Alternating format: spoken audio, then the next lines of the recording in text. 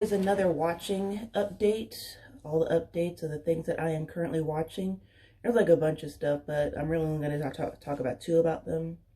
There's Kimetsu no Yaiba, or Demon Slayer, and The Witcher. I got my little notes right here, so I don't lose track of what I want to talk about. So first, Demon Slayer, just because I really don't have that much to say about it, because I only watched 5 episodes. And that's not because it's bad. You know, it's not a bad anime. It's just, kind of basic, I would say. And once again, that's not a bad thing. When I first, heard about it, I think I first heard about it when I was looking up at seasonal anime that were coming out. And I think I put it on like my plan to watch list then because it seemed sort of interesting.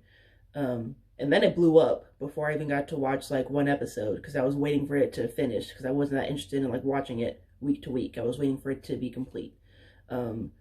And so I thought, oh, this must be like a really bomb anime if everybody is talking about it. But then like after the hype, you get the hype backlash. And I started hearing about people comparing it to like My Hero Academia as something really basic and for normies and just something that's kind of like baby's first edgy anime. And, for context, My Hero Academia is one of my favorite anime right now. And so I kind of thought, okay, it probably is a basic anime because when you think about it, My Hero Academia didn't reinvent the wheel, It's a very good anime. I love it. But when you think about, the story beats and the characters and the character arcs, it's all very basic. It has some unique qualities to it, but like, it's just, a lot of it isn't anything new. So I can understand where people are coming from when like, they don't like all the excitement over My Hero Academia because it's nothing new. So I was thinking, okay, so that's probably what Demon Slayer is like. It's probably very good at what it does, but it's just nothing new. It's probably very basic. So I watched the first, episode, and immediately I was comparing it in my head to Attack on Titan. Because we start, first episode in media res with the character already going through that life-changing moment, and then it backs up. We see them through like their daily lives, their family and everything, how happy they were before things went to hell. So that was my very first thought, that oh, this is kind of like Attack on Titan, at least in that respect. And I think that would be my only comparison to it being like Attack on Titan, at least for now. Besides that, my only thing to say about it was that I can see why people like it, and I can see why people dislike it. Because, I mean, it has very interesting animation, a very interesting style. The characters, I would say, are, I feel like I'm saying basic so many times, but they're really, I guess it's sort of hard to judge them with it being, the first few episodes. And after, like, the first episode, I was like, I'm kind of lukewarm on this, but I'll go ahead and watch, at least 5 episodes, see how I feel after that. And after 5 episodes, I was like, all right, I don't feel like this is really giving me anything new right now to like sort of sink my teeth into. So I'll put it on hold. I didn't drop the anime. I put it on hold until, I can sort of focus on it, give it my full attention, and I'm not really watching anything else that is, super involved, which is the other thing I'm watching. But yeah, I don't think it's a bad anime. I just think it's kind of basic, and, you find what you like in those kinds of animes, and you find, something that you really like about it, that even though it's basic, it's basic, but I really love it. And the best comparison I can say about that is, think of, the vanilla milkshake. It's very basic. Doesn't mean it's gross. Vanilla milkshakes are very delicious. But, you're not giving a restaurant 5 stars and saying it's the best thing you've ever had in your life when it's just a vanilla milkshake. It gets the job done. And I think that's probably what Demon Slayer is going to end up being for me. I don't think it's going to like blow my mind with anything. I'd be very surprised if it did. I feel like I would have heard more about it if it did, if it was like something mind-blowing or challenging, but I don't think it is. Once again, it's not a bad thing. It's not saying that, you shouldn't watch it. But I'm just saying I'm going to like wait until I'm watching other things or not watching anything at all, and I can have time to like, give it my full attention. The other thing I'm watching that is more involved, that I'm a lot more interested in, is The Witcher. And let me just say that I really should have expected the level of gore that the show, and the gore and drama and, you know, grim, dark, edgy realism that it was going for, because I heard about it from Tumblr, and the only thing from Tumblr I saw was like, you know, memes and fan art and everything with Geralt and Loot Boy. I forgot his name. I only watched the first 3 episodes, and he was in 1 episode, and I don't think he said his name. So I'm just going to call him Loot Boy. But because like everything I saw on social media was just really happy and funny antics, and I could tell, you know, from the show, it really wasn't that, or at least it didn't seem like that. I was kind of, you know, confused about what the tone was before I got to watch the first episode. But because that was what I saw of it, I really should have foresaw how dark it was going to be. Because that's the thing, when all you see is fluffy, funny, hilarious memes, that means the show is dark as hell. That means that there is arrows through the eye, necks getting slit, and all that stuff. So I really should have expected it going in, but I wasn't thinking about that at all. That's sort of my problem when it comes to new shows, is that I'll see something and then not really think about, you know, the context or why this is the way it is. I'll just sort of start the show and, you know, then that happens. But I wouldn't say that's, you know, a huge deterrent. I'm okay with like gory-ish stuff. So like that first huge battle where people are getting blood splattered, I was like, all right. I wasn't really expecting that, but it's okay.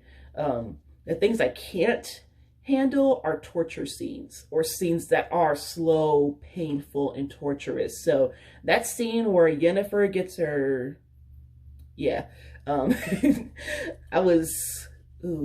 couldn't look at it. I couldn't look straight at it because it was just too much for me. So that's why I can't really say for sure if I'd ever recommend this show to anyone, because of scenes like that. Like, I can stand, you know, huge battle scenes where people are getting cut every which way, but as soon as it's just, you know, a one-on-one, slow, drawn-out scene of just one person's pain, then I can't. Like, like even with animated stuff, like the gore from Attack on Titan, I can handle that. The murder scenes from Higurashi, I can handle that. But like the nail pulling scene, I can't. I really can't. But yeah, I am enjoying that show though. Like when I first started watching it, I was like, this kind of seems like, you know, from what I've seen on Tumblr and now actually watching the show on Netflix, it's kind of like Game of Thrones for gay people, if I'm being honest. And that is not like, you know, a bad thing. It's just that I can see like why a lot of people in my social media circle have been liking this show. And I feel like that has a lot to do with Loot Boy. I'm pretty sure I've seen his name on like posts, but I don't know how to pronounce it. I don't know how to say it. So I'm just gonna, like I said, I'm just gonna call him Loot Boy until I figure out what his actual name is.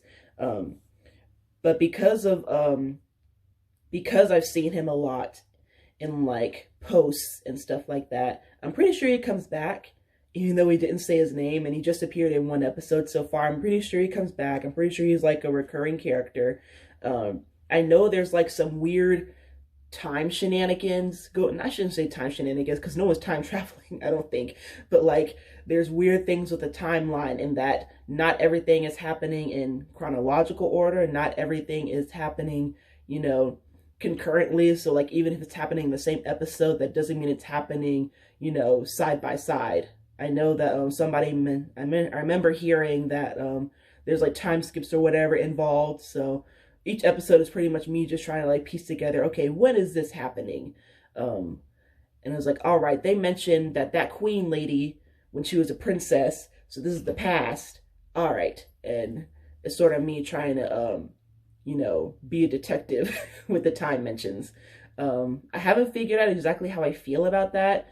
This show is only 8 episodes, and I'm just finished like episode 3. So once I get to the end and I have all the pieces together, hopefully, I'll decide like how I feel about having the, you know, plot told to us in bits and pieces across time, as opposed to just like straight beginning to end.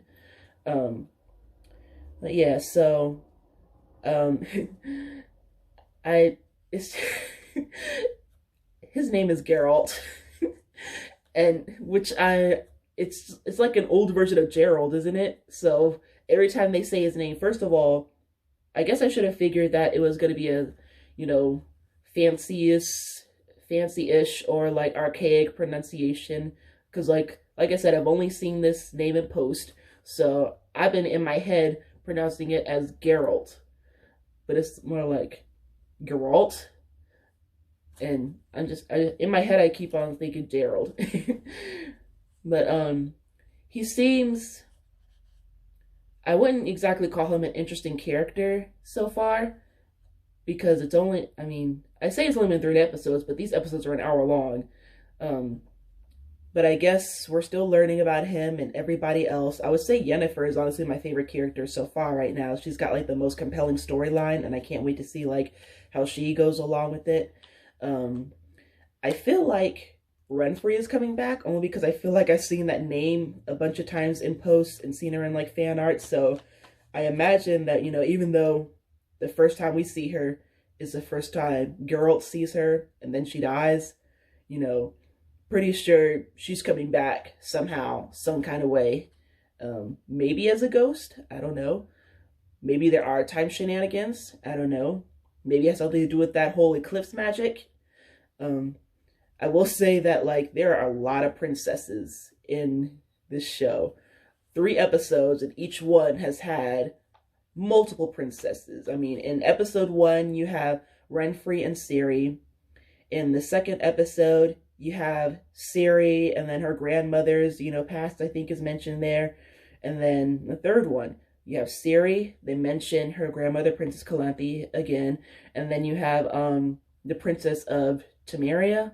I think that's what it's called. So, yeah, every single episode has had a princess so far.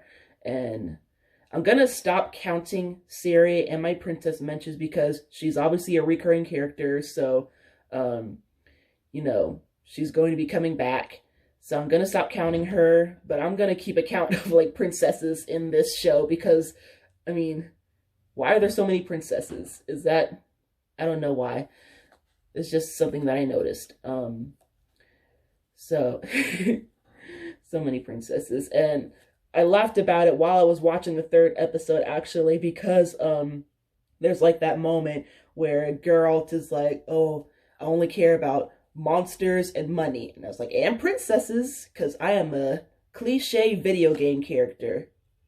And all I care about is fighting baddies, getting that coin, and rescuing princesses. I'll rescue any damsel, but you know, especially a princess. Oh my god. Because I know Renfrey is probably going to come back, because she's a princess and she seems sort of important. Ciri is coming back because she is a princess and she is important. I know Loot Boy is coming back. Is Loot Boy a princess? Like, I would believe that reveal at this point that, you know, he comes back, he's singing his songs, and he's like, oh yeah, by the way, you know, I'm a princess. I don't think he's a princess of prophecy, you know, but, you know, just a princess in general. I would believe that. I'm here for that, you know, Loot Boy being a princess. It would make sense, you know, just because, you know, a lot of princesses in this show. So, The Witcher, from the first 3 episodes, very interesting. This is a weird place to put it, but I am really impressed by like the creature effects in this, and I like that, you know, they're non-traditional monsters, like the Kikimora, the Striga, and that's just from the first 3 episodes. But I like that we're not just getting, you know, werewolves and vampires. I'm sure this is like based on like some sort of, you know, mythology that I'm not familiar with, but I like that they use that and we're getting these unique monsters that you don't usually get in, you know, Western media. So I am here for that. I'm definitely going to be watching all 8 episodes, you know, barring any unseen circumstances, and can't wait to see what it has in store for me. The other things I'm watching are not really worth mentioning right now because I don't have much to say about them. I'm on season 3 of Tangled. I'm continuing my watch of Naruto Shippuden. And only other things are, oh, there's Stars Align, which I might talk about later because I do have some thoughts about that. And Castlevania. I just started the 3rd season, and I'm trying to pace my way through that because I really do love Castlevania, and I just heard it's getting renewed for a 4th season. So I want to pace myself and enjoy that for as long as I can and savor it. All right, check in with you guys next time.